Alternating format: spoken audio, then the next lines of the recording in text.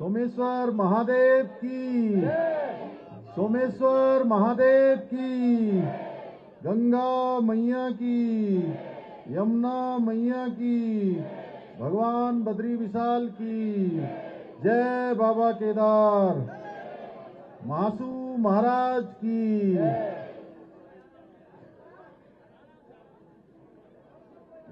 केदारकांठा पर्यटन तीर्थाटन शीतकालीन महोत्सव के अवसर पर मंच पर आसीन अभी आप सब लोगों ने जिनका बहुत विस्तार से उद्बोधन सुना, अनेक अनेक योजनाएं जिन्होंने इस पूरे पुरोला विधानसभा में प्रारंभ करवाई हैं, ऐसे पुरोला विधानसभा के लोकप्रिय, कर्मठ, जुझारू और सतत रूप से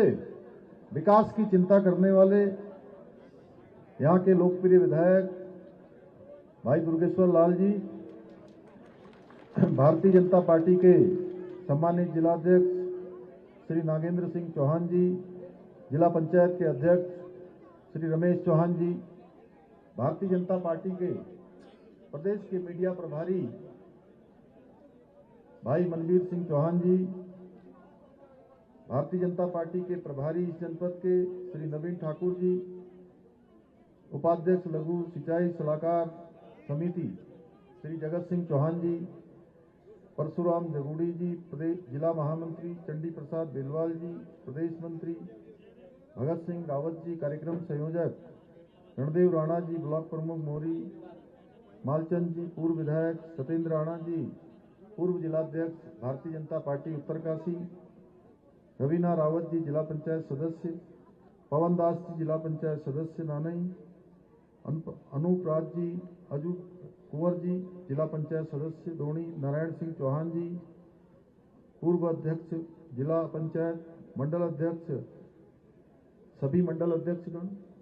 प्रधानगण, प्रधान सांकरी, सोन और आसपास के क्षेत्रों के सभी आए हुए हमारे सभी जनप्रतिनिधिगण, सभी हमारे पदाधिकारीगण, प्रधान क्षेत्र पंचायत और आज बड़ी संख्या में आज इस कार्यक्रम में यहाँ पर आए हुए मेरे सभी बड़े बुजुर्ग,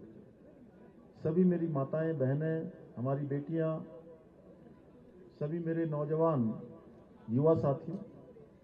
और जिन्होंने हमारी बेटियों ने यहाँ पर बहुत सुंदर प्रस्तुति अपने प्रस्तुतिकरण से हम सबके बीच में दी, संगीत के रूप में, यहाँ के पारंपरिक नृत्य के रूप में। ऐसी मेरी सभी बेटियां और विभिन्न विभिन्न विभागों से आए हुए सभी अधिकारीगण, सभी कर्मचारीगण, स्वयं सहायता समूह की सभी मेरी बहनें, आप सभी ने आज यहाँ पहुँचने पर, हमारे मीडिया के सभी मित्र जो पहली पंक्ति में बैठे हैं, मैं आप सभी का, आप सबने मेरा बहुत स्वागत किया। मेरी बहनों ने, हमारी बुजुर्ग माताओं ने, बच्चों ने और नौजवान साथियों ने यहाँ पर नारे लगाकर, बहनों ने यहाँ पुष्प बरसा करके मेरा स्वागत किया। मैं भी आप सबका दोनों हाथ जोड़कर, सर झुकाकर आप सबका स्वागत करता हूं, आप सबका अभिनंदन करता हूं।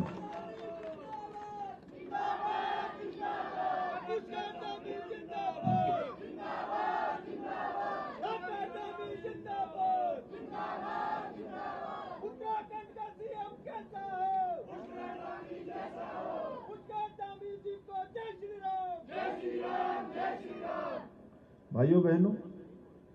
ये मेरे लिए बहुत सौभाग्य की बात है कि मुझे आज उत्तरकाशी जनपद के बहुत सीमांत क्षेत्र सांकरी गांव में पहली बार आप सबके बीच में आने का शुभ अवसर प्राप्त हुआ है। और सच में आप सबका प्रेम देखकर, आप सबका स्नेह देखकर और आप सबका उत्साह देखकर मैं भाव विभोर हूं। भाइयों बहनों, ये सांकरी केवल एक गांव नहीं है, बल्कि यह हमारे इस क्षेत्र समेत पूरे उत्तराखंड की लोक संस्कृति का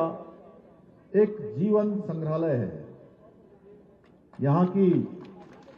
की लकड़ी से बनी पारंपरिक वास्तुकला, लोकगीतों की मिठास,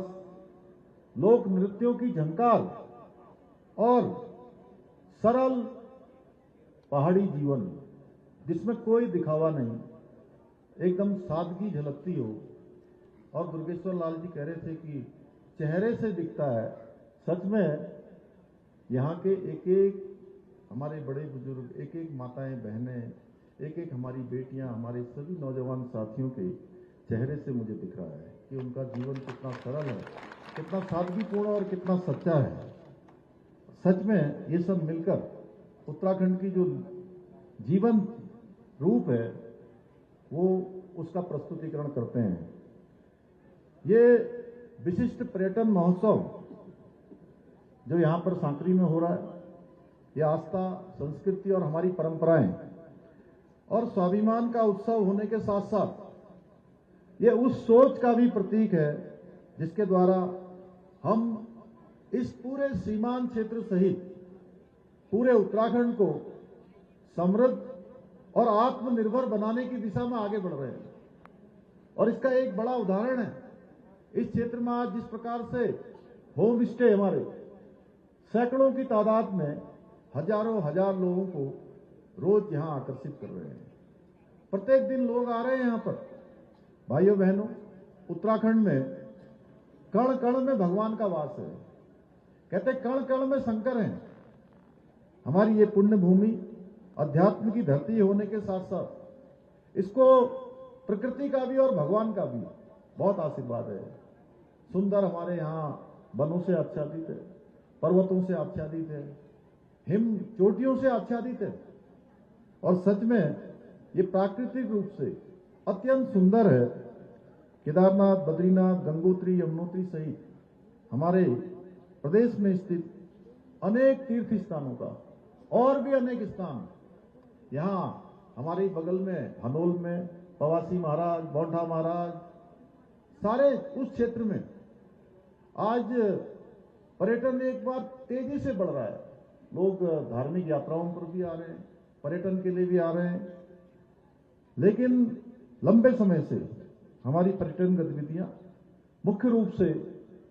कुछ ही महीनों तक चलती थी और कुछ महीनों बिल्कुल कारोबार बंद हो जाता था,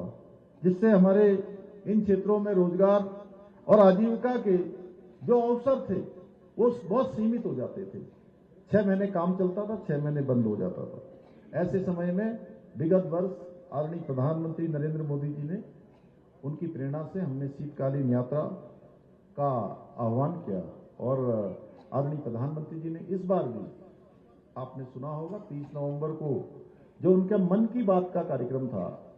उस मन की बात के कार्यक्रम में उन्होंने पूरे देशवासियों से शीतकाल में उत्तराखंड आने का आह्वान किया और ये उत्तराखंड के लिए एक बहुत दूरदर्शी और ऐतिहासिक पहल है। इसके माध्यम से निश्चित रूप से हमारे राज्य के अंदर बहुत समृद्धि आने वाली है। आदरणीय प्रधानमंत्री जी ने स्पष्ट रूप से कहा है कि उत्तराखंड केवल ग्रीष्मकाल के लिए ही नहीं बल्कि शीतकालीन पर्यटन केंद्र के रूप में भी विकसित हो सकता है। और धीरे धीरे आज जिस प्रकार से यहाँ पर हमारे पर्यटकों का आना हो रहा है, जिस प्रकार से लोग हमारी शीतकालीन यात्रा के बारे में जागरूक हो रहे हैं, पूरे देश भर से आज हजारों और लाखों की संख्या में लोगों की बुकिंग यहाँ के लिए प्रारंभ हो गई है। और प्रधानमंत्री जी के संदेश ने देशवासियों का ध्यान शीतकालीन तीर्थाटन और पर्यटन की अपार संभावनाओं की ओर आकर्षित किया है। आदरणीय प्रधानमंत्री जी के आह्वान के बाद आज हमारे केदारकांठा, हरसिल वैली, हरसिल, ओली, मुनस्यारी और यही हमारे सांकरी और इसके आसपास के क्षेत्र में शीतकालीन पर्यटन को लेकर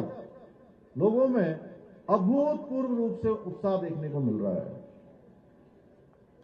केदारकांठा शीतकालीन महोत्सव द्वारा शीतकालीन जो हमारी यात्रा है, शीतकालीन पर्यटन है, उसको बढ़ाने की मुहिम को बहुत ताकत मिलने वाली है, बहुत प्रसिद्धि मिलने वाली है और ये यात्रा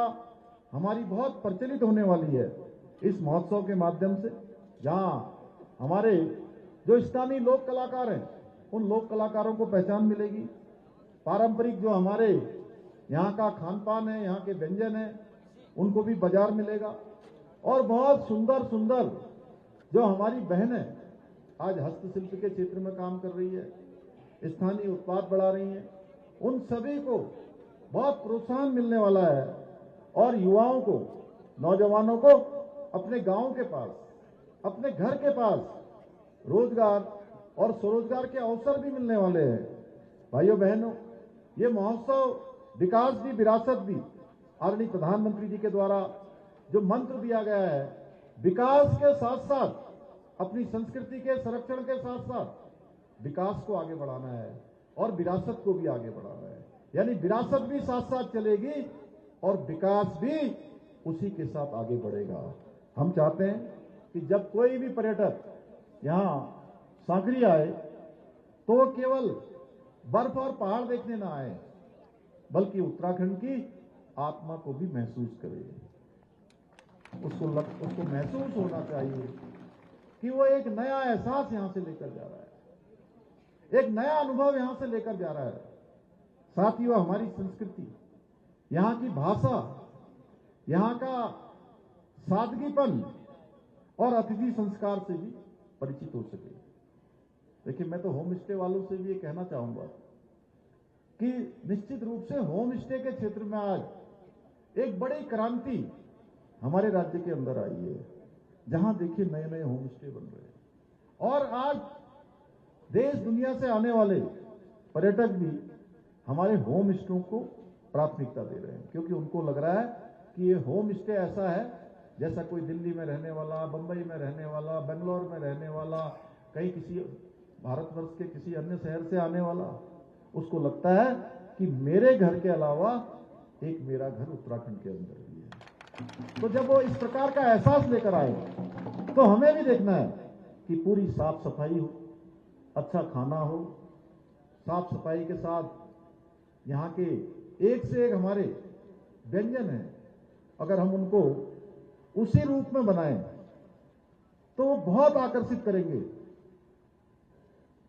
आजकल होता क्या है कि जैसे हम कोई सब्जी बनाते हैं, कोई दाल बनाते हैं,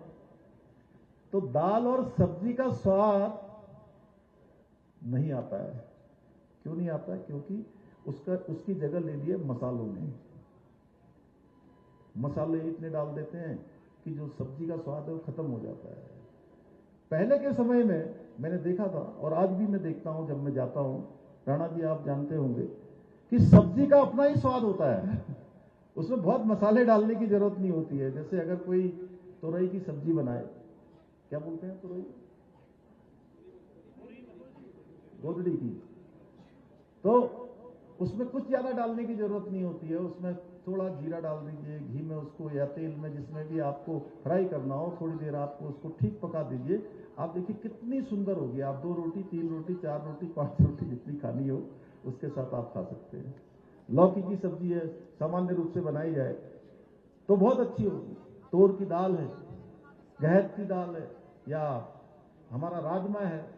पुराने समय के जितने खान पान है, अगर हम उसको बहुत ज्यादा न करें और शुद्ध रूप में रखें। मैं कोई इस क्षेत्र में, मैंने कोई एक्सपर्ट नहीं हूं मैं, लेकिन मैं जितना देखा है मैंने, मुझे लगता है कि अगर ऐसा होगा तो बहुत अच्छा होगा। आप देखिए इतनी अच्छी इन्होंने मुझे टोपी पहनाई है। अभी ये मैं जहां जाता हूं यहाँ का स्थानीय, और मैंने सरकारी कार्यक्रमों में, मैं आप सबको बताऊं, जितने सरकारी कार्यक्रम होते हैं सभी सरकारी कार्यक्रमों में हमने ये आदेश निकाल दिया है, देहरादून से एक गवर्नमेंट का आदेश निकल गया है सरकार का, कि जो भी सरकारी कार्यक्रम होंगे उन सभी सरकारी कार्यक्रमों में हमारे यहाँ के स्थानीय जो समूह हैं, स्थानीय हमारा उत्पाद है, हमारे राज्य के अंदर जो हमारी बहनें बनाती हैं,